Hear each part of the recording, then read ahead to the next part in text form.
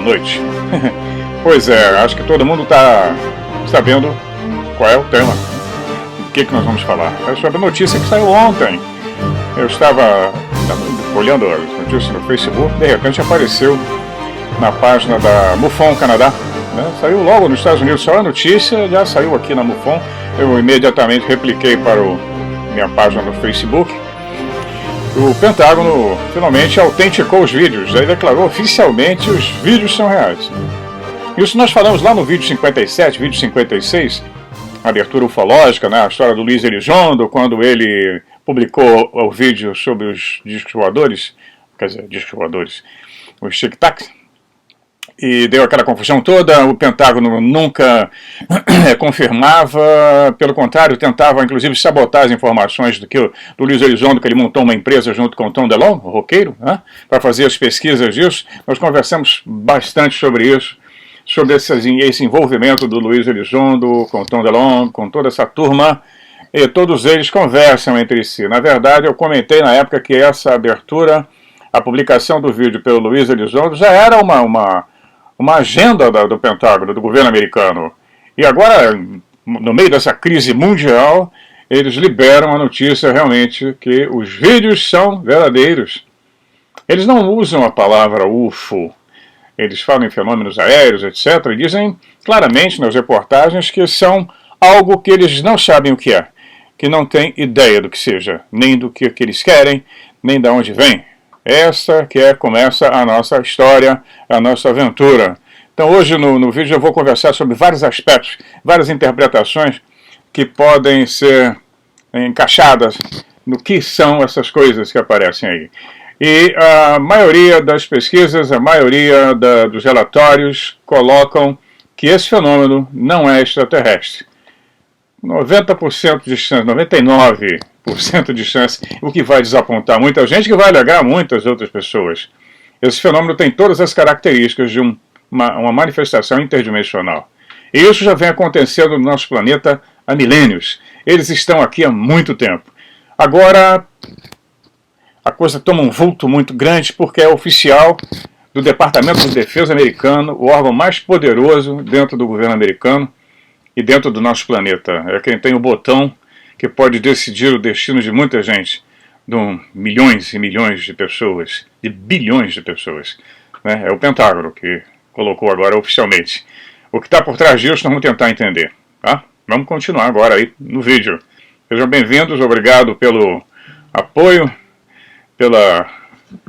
que o vídeo com a minha esposa sobre Magdalena teve, muito legal. Eu estava muito tempo querendo fazer um vídeo sobre essa mulher maravilhosa. Nós vamos continuar. Eu vou intercalar um vídeo sobre ufologia, sobre alguns mistérios, sobre tudo isso que está acontecendo com Magdalena, com a história do Egito, porque falar de outro assunto, esse que está em voga agora no momento, sobre essa terrível doença, não está dando. Eles cortam mesmo, e é preciso tomar muito cuidado com o que se fala hoje no YouTube. Meu YouTube não é controlado pelo Brasil, é pelos Estados Unidos ou pelo Canadá. Então existem outras regras. Então às vezes a gente toma uma puxada de orelha por nada. Eles estão usando um controle automático, porque a maior parte dos funcionários estão em casa, mas às vezes esse controle falha, e às vezes o vídeo é embandeirado à toa, né? Então nós vamos continuar a falar sobre esse assunto agora do ETs e o que será isso? Disco voador?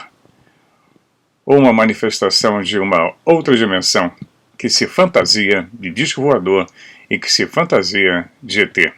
Vamos lá. Pois é, nós vamos ver primeiro uma análise sobre o lado paranormal da coisa, depois o lado religioso, lado a hipótese extraterrestre, etc. Né? Então eu vou começar com um texto muito interessante. Ele diz o seguinte: eu acredito que exista um esquema de manipulação de massa por trás do fenômeno OVNI, que visa objetivos sociais e políticos, desviando a atenção de alguns problemas humanos e fornecendo um potencial de liberação de tensões causadas por outros problemas, que é o que nós estamos vendo agora. Daí soltarem a notícia no meio dessa loucura. Né? Então, os contatados fazem parte desse esquema. Eles estão ajudando a criar uma nova forma de crença e uma expectativa de um contato real entre grandes partes do público. E por isso fazem com que milhões de pessoas esperem a eminente realização de um sonho milenar de todos nós, a salvação vindo lá de cima, do céu, de outros planetas, de outras galáxias, do planeta Vulcano. Não, eles não são navegadores dos cosmos. Eles não podem ser do espaço sideral. Seus métodos de engano e mentira não se comportam como se fossem extraterrestres. Quem falou isso? Jacques Vallée.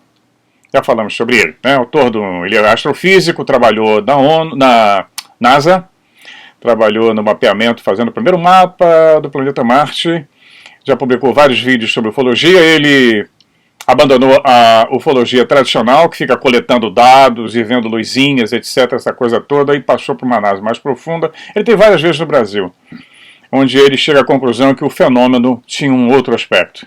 O livro dele mais famoso que fala sobre isso é Mensageiros do Engano. Né? Então, ele participou, ele foi personificado no filme Contatos Imediatos, né? Onde ele aparece como o Dr. Lacombe, né, junto com J. Allen Hynek, que também foi um dos grandes iniciadores dessa ufologia moderna, de pesquisa. Hynek trabalhou para a Força Aérea Americana durante 20 anos, trabalhando para desmentir todos os avistamentos, ridicularizar, conhecido doutor da luz dos gases de pântano. Tudo para ele era gás do pântano, planeta Vênus, balão, etc. Ele abandonou depois o trabalho dele na Força Aérea Americana e se dedicou a pesquisar livremente o fenômeno. Ele já naquela época também sabia que havia alguma coisa diferente nisso. Né? Então nós vamos continuar essa história, mas voltando um pouco até a década de 50, início da década de 60, quando o fenômeno da ufologia estava bombando nos Estados Unidos, também no Brasil já existiam algumas reportagens, livros foram publicados, né?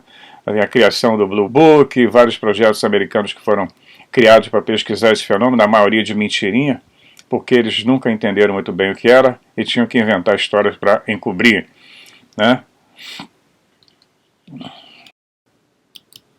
Bem, a maioria das pessoas do público em geral já ouviu falar de Uri Geller, que entortava colheres, ele usava seus poderes psíquicos para fazer colheres entortarem, etc. Nessa época também, década de 50 e 60, a atriz americana Shirley MacLaine escreveu vários livros sobre vidas passadas, avistamentos de OVNIs, viagens para a América do Sul. Né? Era um bombardeio intenso na época de reportagens e relatos de atividades paranormais, e foram muitas, quase fazendo com que essa história perdesse o encanto que tinha, de tanto que se tornou uma coqueluche, né? A televisão também, os jornais transmitiam periodicamente notícias, na maioria das vezes ridicularizando a ufologia, falando sobre esses eventos estranhos, dos objetos voadores não identificados. Né? Então, e daí vieram os círculos lá na Inglaterra, nas plantações de milho, né? Aquela coisa louca, alguns fraudulentos, a maioria fraudulentos, mas alguns difíceis de conseguir desmentir, porque difíceis de se desenhar até num papel. E apareciam da noite para o dia, numa complexidade que, como eu falei, não dava para desenhar numa folha de papel. Eu não conseguiria, eu fui desenhista durante muitos anos da minha vida. Né? Trabalhei em projetos durante muitos anos, não conseguiria reproduzir aquilo. Então, nessa época também aparecem os líderes de cultos com poderes aparentemente hipnóticos, com bastante seguidores. Depois as várias aparições de virgens pelo planeta inteiro. Muitos relatórios são de pessoas super críveis, mas você vai ver que o relatório delas sempre eram meio assustadores, porque estavam relatando algo que eles não conseguiam entender. Vamos começar contando uma historinha dessa que aconteceu nos Estados Unidos. É pertinente com o que nós vamos falar daqui a pouco. Tem a ver com abduções, porque tudo isso vai se encaixar com o que está acontecendo aí agora. Né? Então o entrevistador pergunta: você pode me falar sobre o que fez você, o que ficar tão assustada e o que você experimentou de tão bizarro? A pessoa responde: sim, quando eu tinha 20 anos eu estava morando em Jamestown, na Califórnia, Na época eu estava com 3 outras jovens em uma casa velha fora da cidade. Uma noite eu voltei para o meu quarto depois de ter ido ao banheiro. Eu desliguei a luz e entrei no meu quarto e deitei, virado do lado esquerdo. E assim que eu me deitei, eu percebi que havia algo no quarto comigo, que eu podia sentir isso. Eu imediatamente percebi esse algo se movendo em minha direção. Do outro lado da sala, eu senti que ele ficou bem na frente do meu rosto. E eu senti que a almofada sofreu uma depressão, uma coisa assustadora. Depois eu senti que as mãos estavam no meu rosto. E eu senti que havia um peso em cima de mim logo depois e que me empurrou para baixo. A minha almofada se afundou com o peso e eu fiquei paralisada. E eu escutava um barulho muito alto no meu ouvido direito e parecia que alguém estava gritando e expirando no meu ouvido, respirando. Foi um som longo, embora não houvesse variação do timbre, frequência ou tom, e continuou durante todo o tempo em que eu não conseguia me mexer. Pois é, tais relatos como esses são milhares. Milhares e milhares e milhares. Eu tenho livros sobre isso aí de todo canto. Isso acontece de ponta a ponta do planeta. As abduções não são uma gracinha, como as pessoas relatam, na sua grande maioria. Existem várias explicações, alucinações, demônios, alienígenas, anormalidades no nódulo temporal, a pessoa tem efeito de estresse, hiperatividade, traumas na infância, traumas recentes, né? Então, quando se fez uma pesquisa nos Estados Unidos, 1 em cada 5 pessoas respondeu que havia tido esse tipo de problema. As abduções são mundiais. Elas não escolhem pessoas. Ninguém é privilegiado por ser abduzido. Pelo contrário, é um azar danado. Então, a maioria, quando criança, durante um bom período, quando é criança, depois termina, para na fase adulta. Existem vários especialistas, nós que já conversamos também sobre isso lá num vídeo passado. Então, o que é isso? O que está acontecendo, né? Nós escutamos essas histórias de pessoas que são mentalmente equilibradas. Tem de todo tipo, de piloto de avião a agricultor. Existe algo realmente acontecendo, algo tão monumental que vai modificar o comportamento da humanidade se um dia nós pudermos descobrir o que é isso. Algo que vai mudar todos os nossos conceitos, todos os nossos paradigmas. Né? É algo que os cientistas devem investigar, se negam. Né? Uma questão que está aí o tempo todo. Então, já estão aparecendo alguns cientistas que estão se interessando por isso, bem disfarçadamente, né? Passando a voltar suas pesquisas para esse tipo de fenômeno. São histórias incríveis que representam visitas de estrangeiros, né? ETs ou seres interdimensionais, né? Que se incorporam nas pessoas. Um desses acadêmicos da Universidade de Laurentian, o psicólogo Michael Persinger, diz que esses episódios são explicados como transitórios, elétricos. Aí começa uma fraseologia complexa, bem técnica e não explica nada. Mas o fenômeno existe sim. Então o fenômeno UFO tem muito a ver com isso. Eles não são ETs que vieram de uma outra galáxia para fazer testes, experimentações conosco. Não. Isso não tem cabimento. Ninguém atravessa os espaços cósmicos para vir aqui fazer ou tirar uma amostra do seu corpo ou recolher material genético, entre outras coisas, óvulos, amostra de esperma, etc. Paralisando e entrando pela sua casa, entrando pelo seu quarto. Os relatos são inúmeros sobre isso. Isso não é um comportamento extraterrestre. Isso é uma coisa completamente diferente, né? Muito do fenômeno OVNI está ligado ao sensacionalismo. A gente vê isso pela internet hoje, Facebook, a quantidade de canais que tem no YouTube, inclusive o meu, né, falando sobre o assunto. A imprensa nem publica mais esses relatórios, porque passa a ser ridículo, né? Eles não estão interessados em outras coisas. Quando vão para o telejornal, os relatos são ridicularizados, né? As pessoas são tratadas como débil mentais, né? Mas nem sempre existe uma explicação natural para o que acontece. Tem muita fraude também, muita gente querendo viajar no ego. E hoje está demais, tanto que eu não faço mais, já parei de fazer lives, inclusive, fora do meu canal para falar sobre esse tipo de assunto, porque já está mais do que batido. Então a história das canalizações já passou dos limites. Mas vamos aos OVNIs. Os OVNIs são reais? Como Jacques Vallée tinha analisado, ele diz que a pergunta já não é mais o importante. O importante é que a maioria do mundo hoje acredita na existência deles. A maioria aceita a hipótese que nós estamos sendo visitados por extraterrestres da maneira clássica, né? A maioria acredita sim que são seres de Aldebaran, de Orion, Sirius, etc.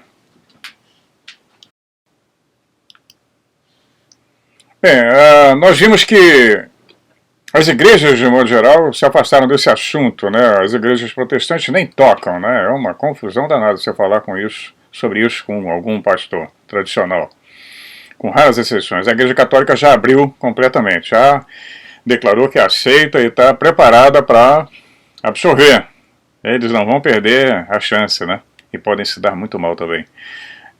Então você vê que nós vemos que todos esses acontecimentos estão interligados, né? A ciência não toca no assunto, com exceção de alguns gatos pingados, alguns cientistas que já estão trabalhando nesse fenômeno. Então a imprensa volta e meia publica alguma reportagem, agora está publicando, agora são nos jornais do mundo inteiro, né? Pelo menos mudou um pouquinho de assunto, saiu daqui no Brasil, logo hoje já saíram reportagens nos jornais do Brasil também, né?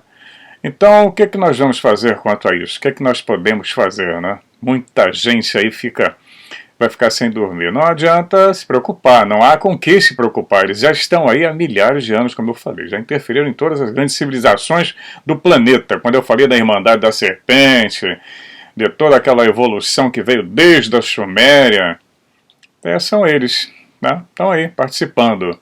Nós vimos que as produções de Hollywood mostraram os filmes como Close Encounters, Contatos Imediatos, do Terceiro Grau, o ET, e tem centenas de filmes tocando no assunto, sempre mostrando eles como mauzinhos, poucos mostrando como bonzinhos. Temos as séries Star Trek, maravilhosas, mas mostrando a maioria dos ETs das séries que eu amo de paixão, tem comportamentos muito humanos, né?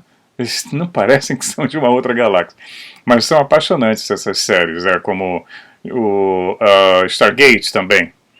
Na mitologia, né, contam essas histórias todas. Nós temos sempre as histórias contando de civilizações que receberam visitas de seres pequenos extraterrestres fofinhos, bem intencionados, que vieram aqui nos estudar e nos impedir que nós nos destruíssemos, não é? Sempre essa história, não muda nada, né? Como nos filmes Communion e Fogo no Céu, né? Já vimos que ali a mensagem muda de figura. Começamos a ver que temos que sintonizar um outro tipo de mensagem. O que quer que seja que está visitando o nosso planeta, dentro dessas características desse fenômeno, não é fofo e nem inocente, né? Infelizmente. A última década, os últimos 20 anos, talvez, o típico clássico de disco voador, né, sempre foi acompanhado de fenômenos paranormais bem bizarros, que contrariam qualquer lei física, né? Manifestações desse tipo têm tido um impacto muito grande na nossa sociedade, como eu falei nisso. Eles modulam, modificam, vão trabalhando em cima das sociedades, modificando. Então, tirando o que nós falamos sobre fraude, está acontecendo algo muito real e muito barra pesada para preocupar o Pentágono, para ele colocar isso para fora. A hipótese de ter seres trabalhando com o governo americano, o governo oculto ou o governo russo é uma outra história. Nós vamos chegar mais na frente e falar sobre isso. Pode haver, existem várias tendências, várias agendas e vários tipos de seres. Como nós vivemos aqui na nossa dimensão, temos países diferentes, com agendas diferentes, políticas, com raças diferentes, comportamentos diferentes, né? Imagine isso no nosso planeta, no cosmos, no universo, nos universos interdimensionais não deve ser diferente. Pois é, hoje nós temos uma sociedade altamente tecnológica. Estou falando com vocês do Canadá, um aparelhinho pequeno, um computador fascinante, as viagens são monitoradas, temos naves no nosso espaço, no espaço inferior, mas já fomos à Lua, temos sondas em Marte, uma tecnologia de ponta em vários setores da sociedade, embora outros estejam jogados na miséria e no primitivismo, dentro de um pequeno planeta. Temos essas diferenças absurdas de uma sociedade como a canadense e uma sociedade como a que existe no Iêmen ou na Somália. Né? Temos armas para destruir o planeta inteiro, para destruir todo o nosso sistema.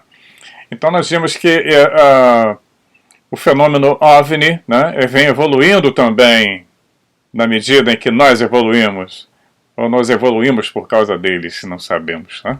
Vamos ver.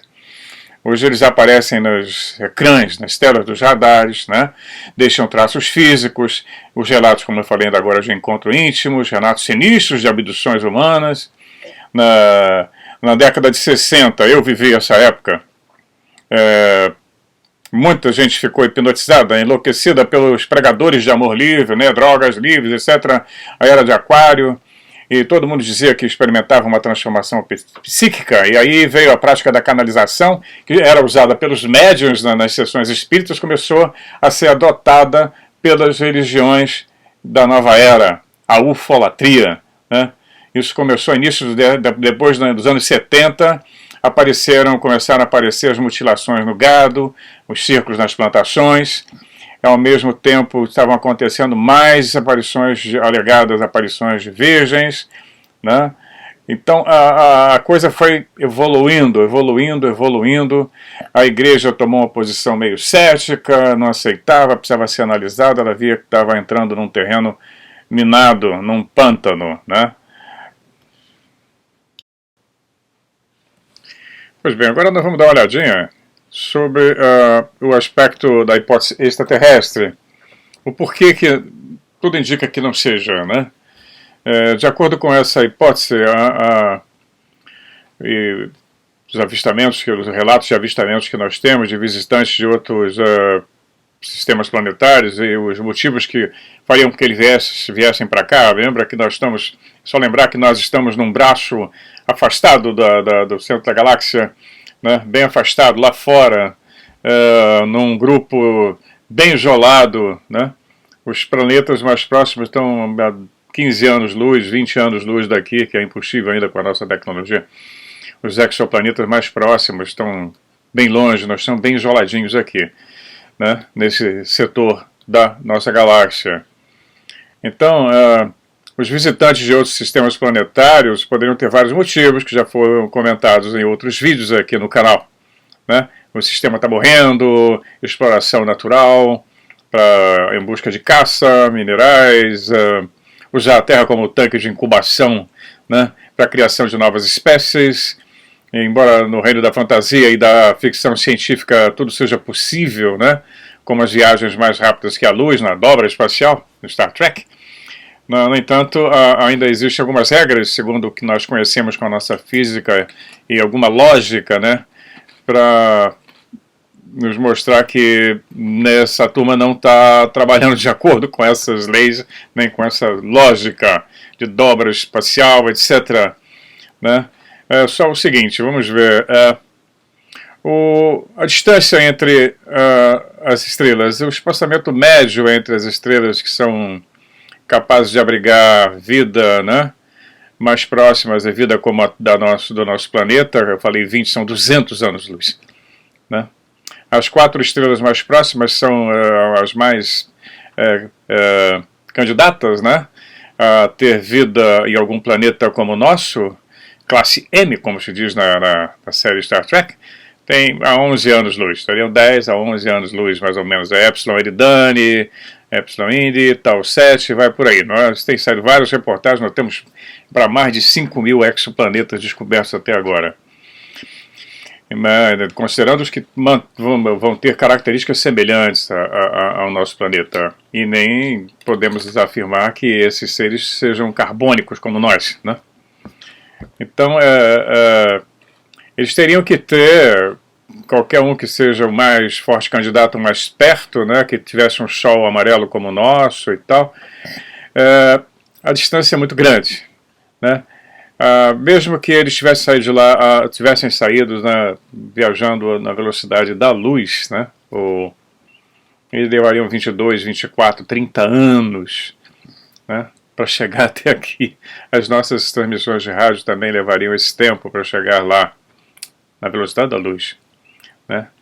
Então, as naves espaciais se movendo nessa velocidade próxima da luz, o que fisicamente para nós é impossível, né? Por isso nós temos a teoria da dobra espacial, você dobra o espaço e utiliza um corta-caminho ou um buraco de minhoca, mas são teorias ainda. Então, eles levariam 11 anos se movendo a velocidade próxima da luz, né, para retornar, né, depois de 24, 22 anos. Então, o que pode acontecer é que essas viagens teriam que ser feitas com naves de tal forma que pudesse sustentar a vida durante esse tempo, né? Necessário uma nave espacial viajando à velocidade, a próxima velocidade da luz, é quase que impossível de se imaginar, segundo todas as teorias que nós temos da nossa física, da teoria da relatividade que já está mais do que provada. Quanto mais rápido uma partícula viaja, mais a sua massa aumenta.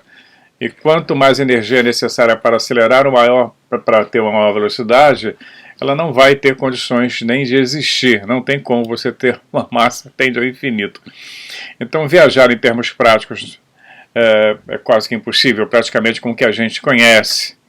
A viagem de ida e volta, numa velocidade que nós temos dos nossos foguetes, que são bem primitivos, levaria milhares e milhares de anos, né? Fazem 40 mil quilômetros por hora as nossas naves mais rápidas, um pouco mais. Né? Então não dá para sair daqui, dá muito mal e porcamente para ir a Marte. Né? Ainda estão estudando como fazer. Então ela precisa acelerar muito para chegar a uma fração razoável da velocidade da luz e também depois desacelerar para evitar passar direto por onde ela queria. Tem que ter um sistema computacional fantástico, um sistema de computadores quântico ou completamente diferente do que nós imaginamos. É muito complicado. Então o nosso planeta está isoladinho aqui.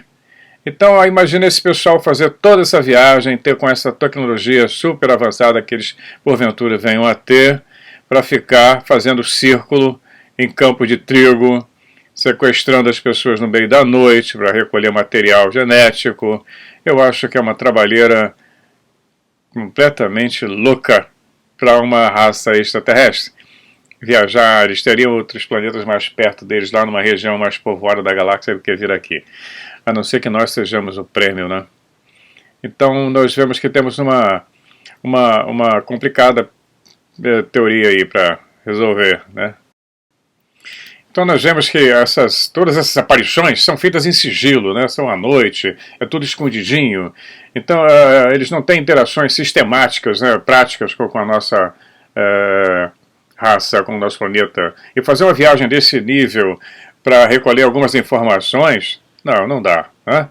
É meio complicado. É possível. E eu gosto muito da teoria dos astronautas do passado. O Zecharia Sitchin, quando fez aquele trabalho gigantesco, publicou acho que mais de 10 livros, 11 livros, sobre essa teoria, falando dos Sumérios e dos Anunnakis, ele coloca muito claro que esses seres abandonaram o planeta por volta do ano 500 a.C. E coincide com as histórias maias, chinesas, Hopis. Houve um abandono, houve uma interferência extraterrestre no nosso planeta. Nós vemos pelas civilizações hindus, que é riquíssima nos relatos, riquíssima, já falamos sobre isso em outros vídeos também, é bom vocês darem uma olhada lá atrás, né? Sobre essa interferência da civilização hindu com Rama, Krishna, tudo, o Império Rama foi gigantesco, falam claramente dos Vimanas, das interações das naves. Nos Anunnakis a mesma coisa, mas de repente essa turma foi embora. Nem Krishna voltou, nem Jesus Cristo, nem Buda, nem ninguém, foi todo mundo embora. Algo tomou conta do planeta. Algo chegou aqui e disse, agora é com a gente. Agora o domínio é nosso. Porque não houve mais uma interferência. Desde então nada mais aconteceu. E o planeta vem se deteriorando a olhos vistos. Não só economicamente, socialmente, psicologicamente. A natureza sendo devastada, estamos aí nesse ponto que nós estamos hoje, né? Então eu sempre defendi, eu particularmente defendi a hipótese do astronauta do passado. Que nós sofremos sim uma interferência, mas ela depois deixou de existir. Está muito claro isso. Encerraram esse vídeo, nós vamos continuar depois a falar sobre isso. Nessa hipótese extraterrestre, nós vamos aceitar que eles tenham aprendido a atravessar essas grandes distâncias cósmicas, né? Vão andando verdadeiras armadas, né? quadras de naves espaciais, com todo tipo de extraterrestres, diferentes raças, né, porque nós temos interferências diferentes, em naves espaciais, que no início, lá no passado, elas pareciam com dirigíveis. Os relatos são que elas pareciam charutões, dirigíveis e tal. Depois vieram os discos.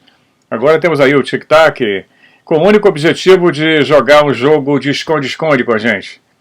De procurar agricultores, né, lá no interior, na roça, para abduzir, para aparecer e criar pânico, sequestrar donas de casa, deixando totalmente apavorados, sem deixar nenhuma marca material, sem nenhuma foto bem clara do que é o fenômeno. A maioria são desfocadas, são ruins. Após mais de 50 anos desse tipo de fenômeno, de relatórios, enchendo as bibliotecas, nós temos milhares de livros falando sobre isso, nós não chegamos ainda a ver o Homenzinho Verde, né, num necrotério, num museu, mergulhado num tanque, ou um pedaço de um disco no Museu Smithsonian. Não, não tem. Não tem, porque nós estamos coletando dados dentro de uma base científica da nossa ciência. O fenômeno é bem diferente. Nós estamos coletando dados como se fossem discos voadores de aço inox, alumínio ou duralumínio, alumínio transparente, seja lá que matéria. Não tem. Não tem. Até agora não tem. Daí os governos se morrerem de medo disso. Então, também não teria menor sentido sair de lá da galáxia deles, lá do planeta, ou ter aqui dentro da nossa galáxia de um planeta a 30, 40, 50 anos-luz para fazer abduçõezinhas e pregar susto nas pessoas. Não, isso não é extraterrestre.